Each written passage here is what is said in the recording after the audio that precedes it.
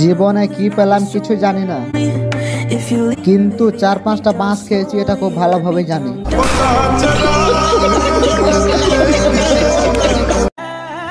আমিও গেছিলাম ভালোবাসার রাস্তায়, কিন্তু হঠাৎ চপলের ফিতা ছিঁড়ে গেছে, ঘুরে চলে এসেছি।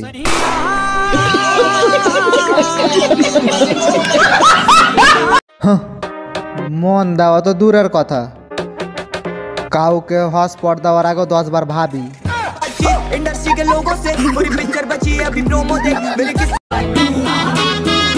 হ্যালো বাবু, বলছি আজকে রাতে আমরা দুজনে না পালিয়ে যাব, ঠিক আছে? হ্যাঁ ঠিক আছে, কিন্তু সন্ধ্যা পর আগে বাড়ি ফিরবো, আর নয়তো মা মারবে আমাকে।